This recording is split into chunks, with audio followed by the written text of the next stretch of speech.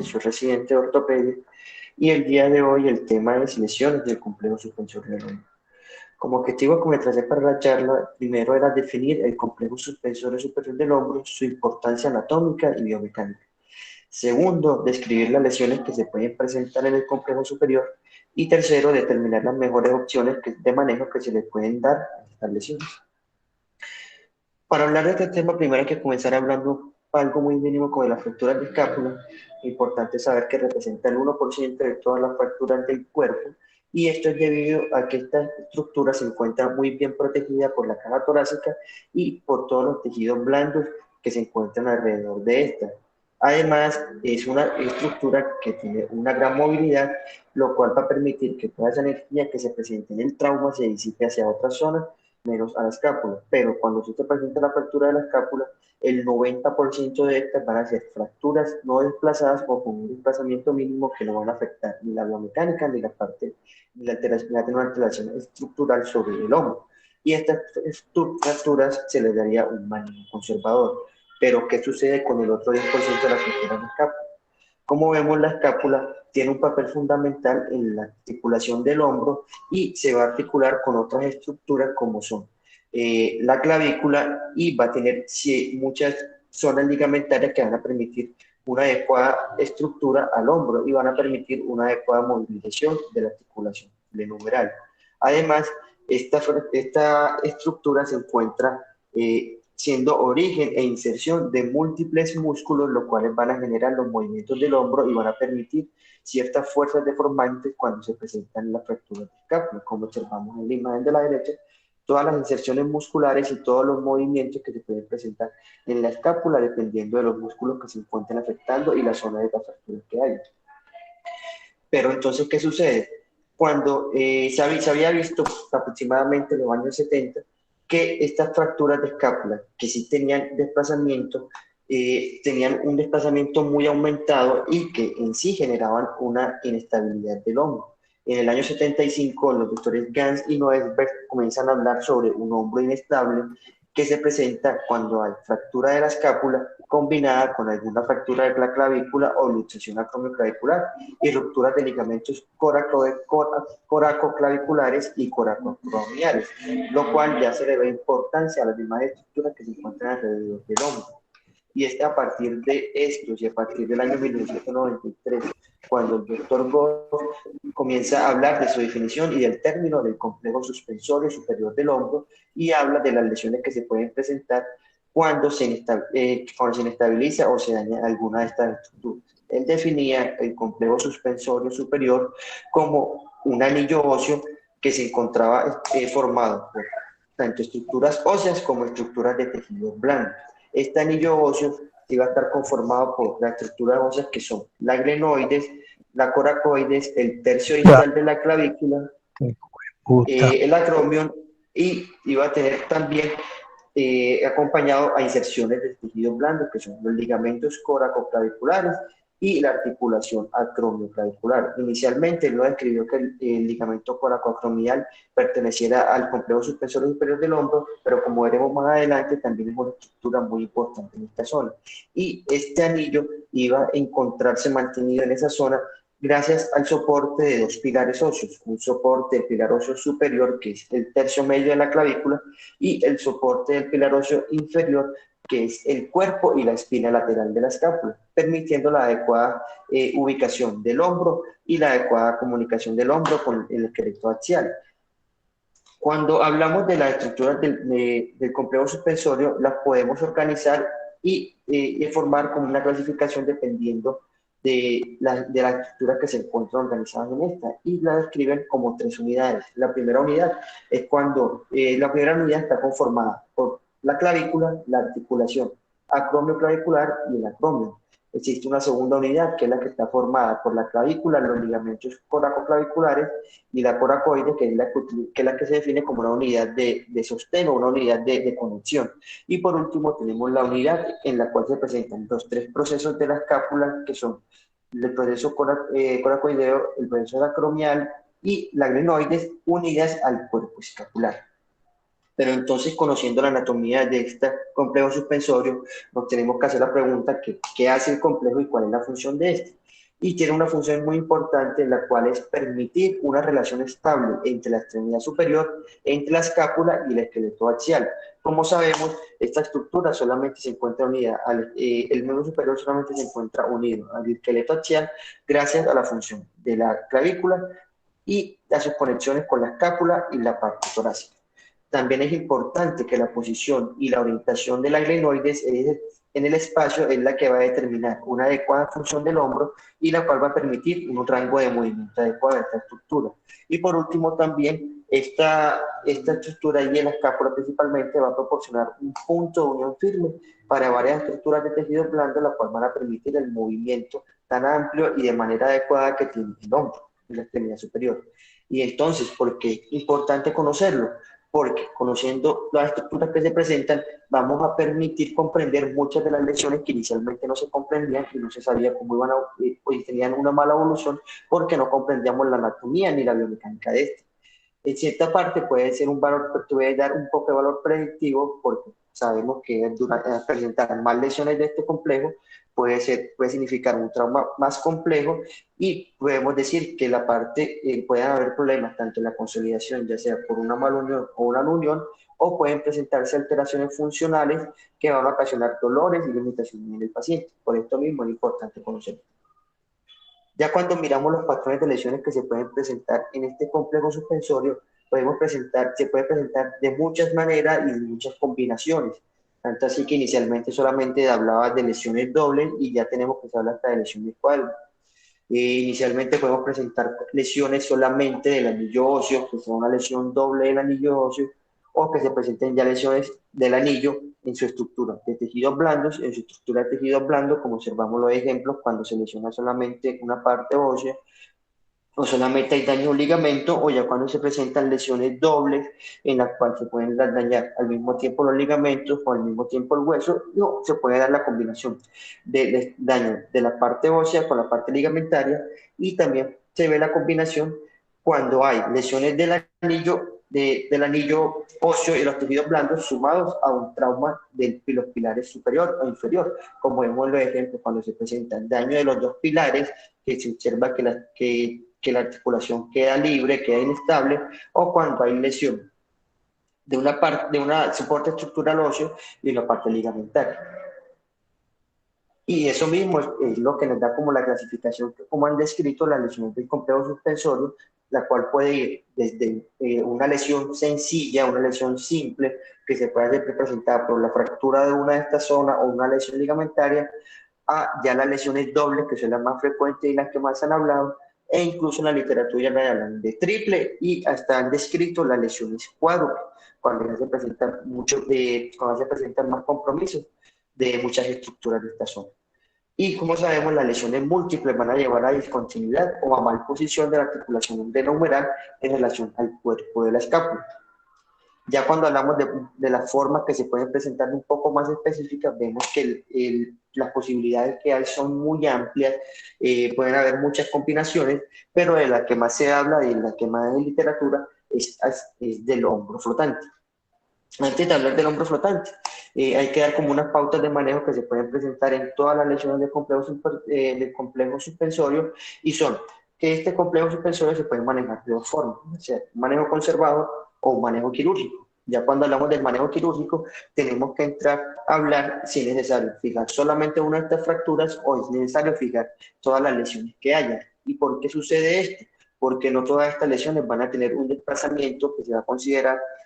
no aceptable, y además de eso, se había visto, se habla que cuando se fija una de fractura que tenga un desplazamiento no aceptable, esta, por mecanismo indirecto, va a lograr una reducción indirecta y va a generarle una mejor posición a la otra lesión, por lo cual se habría necesidad de solamente fijar una. Es importante, si vemos necesidad de fijar una de las fracturas, siempre es importante abordar la que sea más fácil y ya de manera intraoperatoria evaluar si existe necesidad de fijar la otra lesión.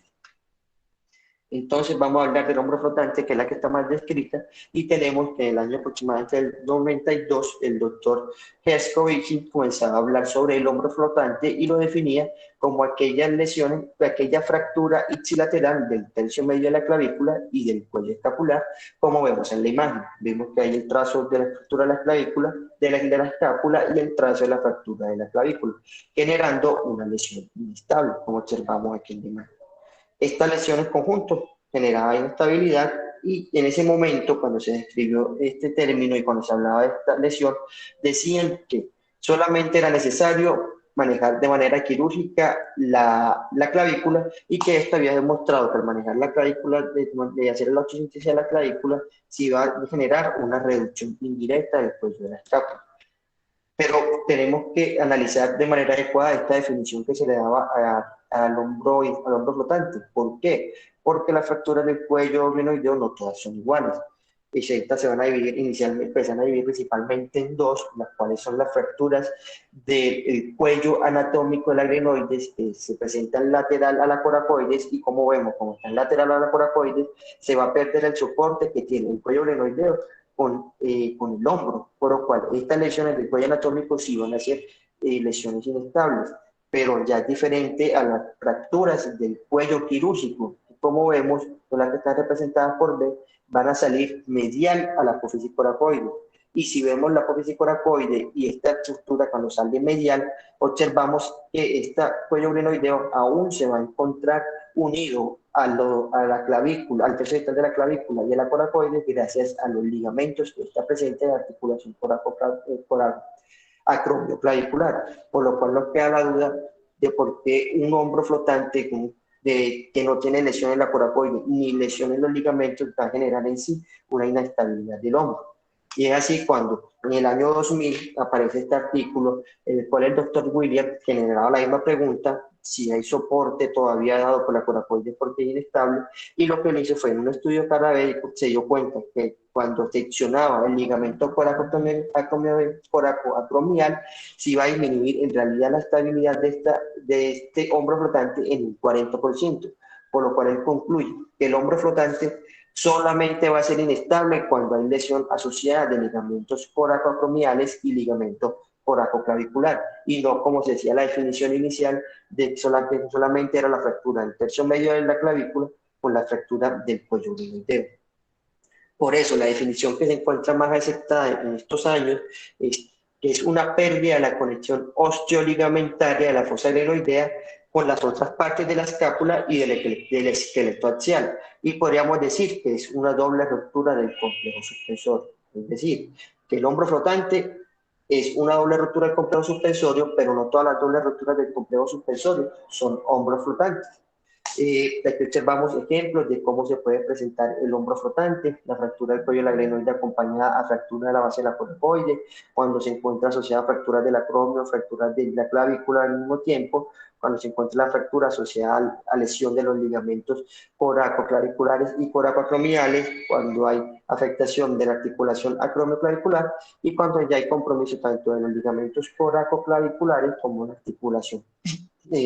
acromioclavicular. Y como vemos, esta se puede presentar de muchas maneras y por eso a veces la definición y los artículos que hay, que muchos son en realidad son reportes de casos, pueden tener diferencias en cuanto al manejo que se le daba a esto y a la definición de inestabilidad.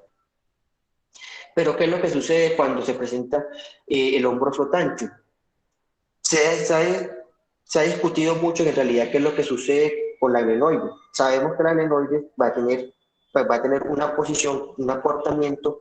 pero se dice que este acortamiento puede ser dado. Inicialmente se decía que era porque la glenoide, debido a sus infecciones musculares, iba a tener un desplazamiento antero-inferior y esto iba a cambiar la orientación de la glenoide, y a lo que ahora se discute más es que en realidad la que se desplaza es el cuerpo de la escápula, la cual es móvil, y el peso de los brazos y la contracción del músculo es la que va a generar que esta escápula tenga el desplazamiento lateral. Si bien esta parte es discutida de qué es lo que sucede, lo que sí tenemos claro es que el cuello glenoideo se va a cortar, y cuando se corta el cuello glenoideo vamos a tener un acortamiento en la fuerza del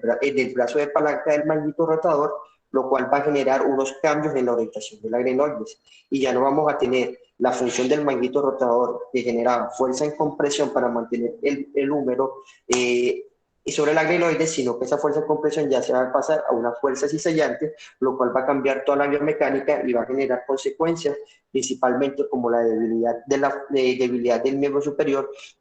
más que todo en la parte de la abducción. Se pueden presentar maluniones y no uniones, pinzamientos subacromiales, fatiga muscular, patología degenerativa como artrosis de estas articulaciones,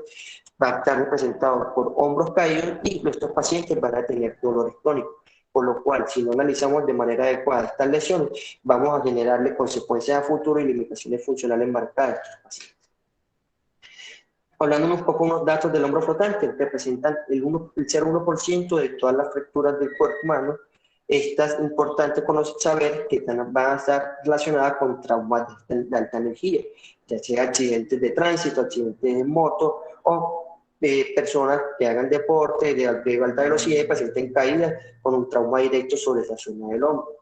Importante saber que pueden pasar desapercibidas o un diagnóstico se puede realizar de manera tardía debido a que son traumas de alta energía. Entonces obviamente nos vamos a enfocar en aquellas lesiones que pongan en peligro la vida de la persona.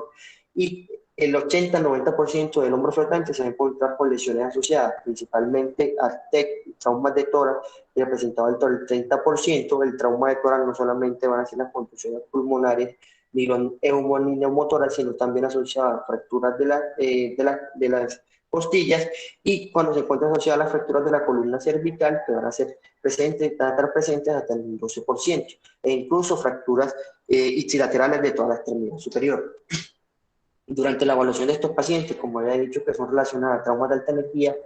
importante siempre hacer un protocolo y el manejo de ellos siguiendo la guía ATLS y primero enfocarnos en aquellas lesiones que ponen en peligro la vida del paciente. Tanto es así que muchas veces cuando estamos haciendo los estudios de imagen para enfocar al paciente por el trauma de tórax o el trauma abdominal que presente, nos damos cuenta de la lesión del hombro que presente. Como observamos en esta imagen, que le hicieron una radiografía para un seguimiento y un manejo de un trauma de tórax y se dieron cuenta que había una fractura del tercio medio de la clavícula y que había una fractura del cuello glenoideo, lo cual en este paciente, además del trauma de tórax que tenía un hombro flotante. Ya cuando nos vamos a la evaluación propia del trauma del hombro, son pacientes que presentan mucho dolor sobre el hombro, van a tener deformidades, las cuales van a estar caracterizadas según la lesión que presenten. Puedo tener un contorno anormal del hombro, puedo tener un hombro caído, como observamos en esta imagen, la diferencia que hay entre el hombro derecho y el hombro izquierdo, el cual se encuentra caído. Puedo ver las lesiones secundarias a las lesiones por la luxación atomoclavicular. Es importante que estos pacientes generalmente van a tener la extremidad en aducción y los movimientos de este brazo, de este hombro, van a estar resistidos y limitados, principalmente dados por limitación a la abducción. Importante, alrededor del hombro hay muchas estructuras nerviosas y arteriales importantes para la funcionalidad del miembro superior, principalmente el flexor braquial, por lo cual debo hacer un adecuado examen neuromuscular y registrarlo de manera adecuada en mi historia. Cuando ya tengo el paciente con la sospecha del trauma del hombro, de un hombro flotante, una lesión del complejo suspensorio, debo realizar imágenes. Y las imágenes que siempre voy a realizar de manera inicial son la serie del trauma de hombro, como siempre le hemos dicho, una radiografía anteroposterior, una radiografía lateral de escápula y una radiografía axilar. Y ya cuando tengo un paciente con una luxación abdominoclavicular que quiero determinar qué tipo de luxación tiene el paciente y quiero mirar cómo evoluciona eso, puedo hacerle radiografías con estrés, como vemos el ejemplo en este caso, que le colocan peso a la extremidad y observamos cómo se genera y cómo se caracteriza mejor la luxación abdominoclavicular. Pero entonces, a partir de la realización del estudio de la radiografía inicial, nos hacemos la pregunta si estos pacientes en realidad realizarle tomografía. Y como nos damos cuenta, muchas veces en la radiografía, si bien nos muestran la fractura y el desplazamiento que puede tener, con una tomografía, incluso una tomografía de reconstrucción tridimensional, que la recomiendan mucho y dicen que es como un estándar de manejo de estos pacientes, es necesario realizarle tomografía que podemos observar de mejor manera las fracturas que tiene, el desplazamiento que tiene y la inestabilidad que puede tener el hombro e incluso los pinzamientos y disminución del espacio subacromial que se puede presentar, como vemos en este ejemplo. por lo cual tomografía la vamos a realizar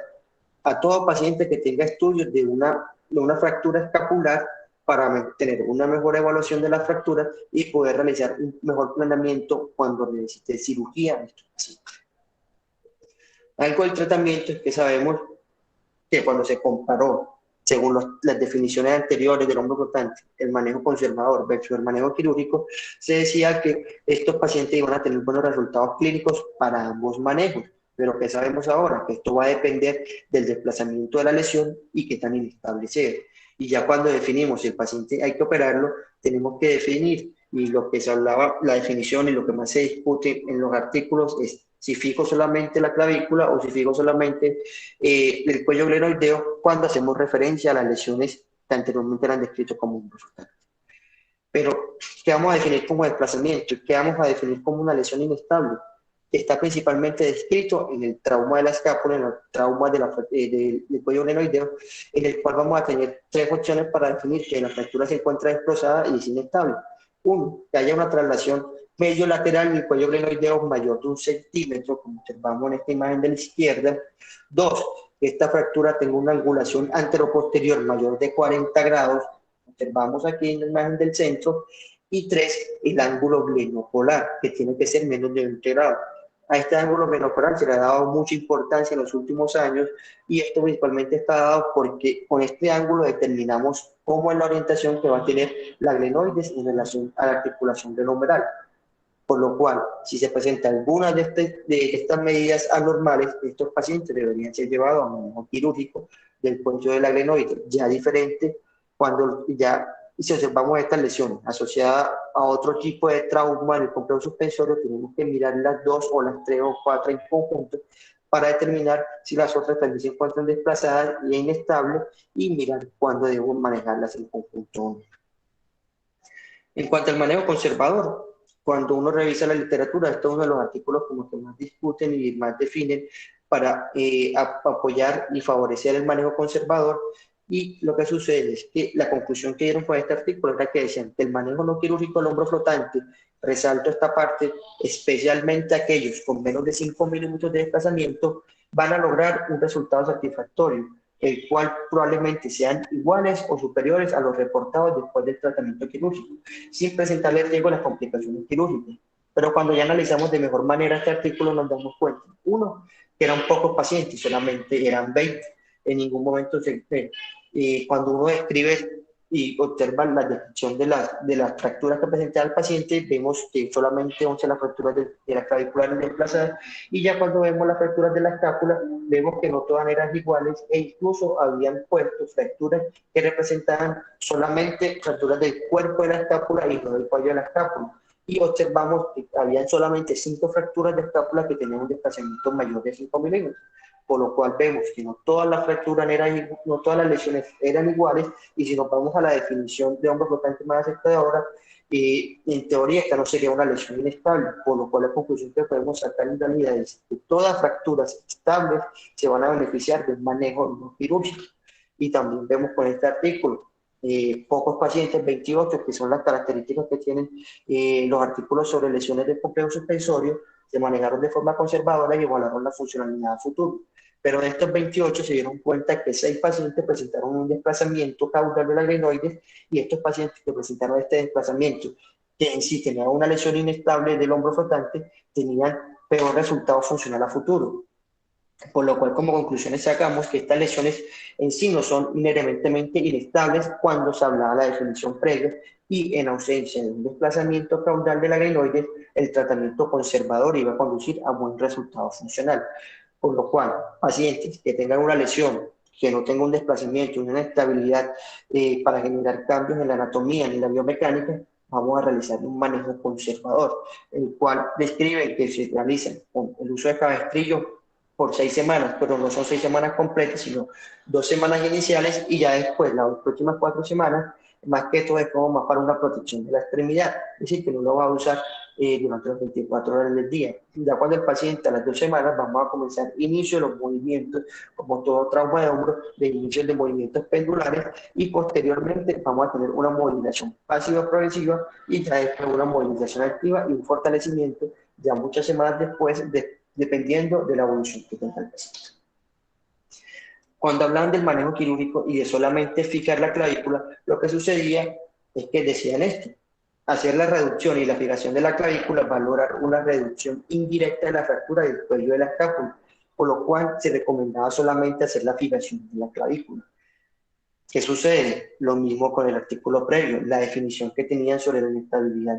del desplazamiento y la fractura del cuello del glenoide. Aquí observamos este artículo, 13 pacientes con hombro flotante, y en el cual la clavícula sí tenía indicación quirúrgica, pero la escápula no tenía una indicación de fijación quirúrgica. Si observamos que tengan buenos resultados, 85% con dolor mínimo, pacientes que recuperaron un arco de movimiento completo e incluso funcional, y un buen retorno laboral. Pero importante, vuelvo a decir, las fracturas de clavícula en este artículo, el escápulo en este artículo, no eran en sí inestables, no tenían criterio del manejo quirúrgico, y a pesar que muchas de ellas consolidaron una malunión, en un futuro no requirieron realizar cirugías reconstructivas posteriores, por lo cual pacientes que no tengan indicación para realizar manejo de la escápula, pero sí tengan indicación para realizar manejo de la clavícula, obviamente se van a beneficiar de un manejo quirúrgico, y estos pacientes son a los cuales solamente les vamos a manejar la fractura de la clavícula. Y ya llegamos a esta definición de cuándo fijar las dos fracturas. Una de las personas que más crece el hombro flotante, el doctor Bartonice, y él textualmente describe esto en uno de sus artículos de revisión. En nuestra experiencia, la reducción y fijación de la clavícula por sí sola no va a conducir a la reducción de las fracturas escapulares asociadas, e incluso hacer una reducción abierta de una fractura del cuello escapular si se realiza varios días después de la lesión, como sucede mucho con estos traumas del complejo suspensorio, va a ser difícil debido a la rápida formación del callo. Y observamos ejemplo de esto como estas fracturas que tenemos, fractura del tercio medio de la clavícula y fractura del cuello glenoideo, al cual solamente se realizó fijación de la clavícula, y vemos que el cuello glenoide tiene una posición que no es adecuada para este paciente, por lo cual él recomienda recomienda y da la sugerencia de fijar las dos fracturas cuando se presentan. Aquí en este caso vemos un artículo que trataron de comparar al paciente que realizó manejo conservador con manejo quirúrgico de ambas fracturas, y la conclusión que saca este artículo en sí es que la aplicación de la clavícula y del cuello escapular puede corregir el ángulo venopolar. Y si corregimos este ángulo venopolar, vamos a tener unos mejores resultados funcionales en los pacientes que obviamente tengan el ángulo venopolar menos de 20 grados. Y dicen que el ángulo venopolar, después de su consolidación de la fractura, es un indicador pronóstico útil en el resultado clínico satisfactorio cuando el paciente tenga un ángulo venopolar restituido mayor de 20 grados. Por lo cual, pacientes que tengan desplazamiento de ambas fracturas, lo ideal es hacer fijación del artefacto. Ya hablamos del hombro flotante, que era la más común. Ya vamos a hablar un poco de todas las demás lesiones que se pueden presentar en la lesión del complejo suspensorio. Comenzamos cuando se relaciona la fractura del cuello glenoideo con fracturas de la coracoides. ¿Qué sucede con las fracturas de la coracoides cuando se desplazan? No pueden que esta lesión no tenga trauma ni sección de los ligamentos coraclaviculares, pero cuando la coracoide se desplaza, va a hacer que estos ligamentos sean insuficientes, por lo cual muchas veces estas lesiones van a requerir fijación de la fractura de la glenoide, y al acomodar la glenoide, este proceso coracoideo muchas veces va a adoptar una posición la cual me va a permitir una adecuada consolidación y una adecuada función a futuro. Por lo cual, en este tipo de lesiones recomiendan solamente fijar la glenoide y hacer un manejo conservador a la coracoide, siempre y cuando yo vea que la coracoide quede en una buena posición. Aquí observamos otro ejemplo, fracturas del cuello glenoideo. Cuando se relacionan las fracturas del acromio, vemos cómo el cuello glenoideo adopta una posición que no le indica, una posición anteroinferior, y va a tener asociada una fractura del acromio. Y estas fracturas del acromio, por lo general, cuando se desplazan, van a generar disminución del espacio subacromial, lo cual va a generar pensamiento a futuro. Y esto va a generar mal alineamientos rotacionales. Con este tipo de lesiones vamos a tener necesidad de reducirlas para evitar mal unión de ambas fracturas. Aquí observamos el ejemplo del paciente con la fractura del cuello glenoideo y la fractura del acromio, que requirió manejo de ambas fracturas y con esta logramos mejor posición del glenoide y mejor espacio subacromial para evitar el pinzamiento futuro. Pueden presentarse también fracturas de la coracoide asociadas a luxación acromioclavicular tipo 3, las cuales van a requerir manejo quirúrgico cuando hay compromiso de la base de la coracoide, y con estas es importante realizar la cirugía de ambas lesiones, ya que se ha demostrado que hay un tiempo aumentado de la unión de la coracoide si no se fijan ambas fracturas. También vamos a presentar fracturas de coracoides asociadas a fracturas del acromion. Como le he dicho durante toda la charla, toda lesión que sea desplazada va a requerir manejo quirúrgico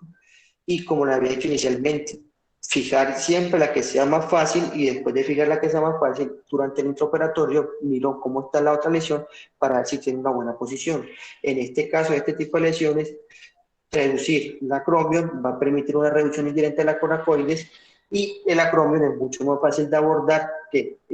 la coracoide, por lo cual se recomienda fijar el acromion y observar en el intraquirúrgico cómo queda la coracoide para definir si necesita algún manejo quirúrgico. Cuanto a la fractura del clavícula de tercio distal, tenemos esta clasificación en la tipo 2 y la 5, que van a ser especiales, porque la tipo 2 van a tener asociado a la fractura del tercio distal de la clavícula, van a tener asociado una lesión de los ligamentos coracoclaviculares, como sabemos, es una lesión doble del complejo suspensorio, y también cuando se presenta la tipo 5, en el cual hay un trazo de la fractura del tercio distal de la clavícula, pero como vemos hay un pequeño fragmento que va a quedar suelto del tercio distal de la clavícula, el cual todavía tiene unión de los ligamentos coracoclaviculares. Cuando vayamos a fijar este tipo de fractura, importante y no olvidarse los ligamentos coracoclaviculares, los cuales deben ser reparados o restituidos dependiendo del manejo, que el mejor manejo y la mejor opción de osteosíntesis que se requiera para esta lesión. También vamos a presentar fracturas de la coracoides y el tercio distal de la clavícula, pero ya una tipo 1, que es solamente el trazo de fractura medial a los ligamentos coracoclaviculares, en el cual se va a comportar como una fractura tercio distal tipo 2 o tipo 5. Importante, el desplazamiento de estas lesiones me pueden llevar a una no unión, y, como le he dicho con las demás lesiones, evaluar en el intraoperatorio la necesidad de la fijación, en este caso de la fijación de la coracoide. Uno en esta fractura debería fijar el tercio distal de la clavícula y ya mirar cómo queda la coracoide para definir la necesidad de fijación de esta. Ya por último, hablando de la rehabilitación de estos pacientes, tenemos que se puede generar protección con Castris durante 6 semanas, pero en los pacientes que son operados, uno les puede permitir los movimientos del hombro de manera mucho más rápida, algunos dicen para los 3 a 5 días. Comenzamos con movimientos circulares, pendulares y rotación externa del hombro, ojo, hasta lograr un neutro inicialmente, y ya después que tenga más de 3 semanas, los objetivos durante esas 3 a 6 semanas son llegar a las 6 semanas con un rango completo de movilidad, y vamos a permitir al paciente movimientos progresivos en todas las direcciones del hombro. Importante, la rehabilitación de estos pacientes es pilar fundamental para la buena evolución. No podemos permitir ni dejar que un paciente que quede bien operado, que quede bien restituido la articulación, llegue a un hombro rígido debido a que no realiza una buena rehabilitación, ni nosotros le indicamos los movimientos y la rehabilitación que debe realizar. Como mensaje para llevar a casa tenemos que todo paciente con trauma de alta energía es necesario realizar una evaluación adecuada de cintura escapular, realizar estudios de imágenes adecuados, las radiografías iniciales, y el TAC siempre que sea necesario, principalmente en las fracturas de la escápula. El tratamiento va a depender del grado de afectación del complejo y su inestabilidad que tenga. La evaluación intraoperatoria de la reducción es necesaria siempre para determinar la necesidad de fijación de otras estructuras, y la rehabilitación es un pilar fundamental en los buenos resultados de estos pacientes. Muchas gracias.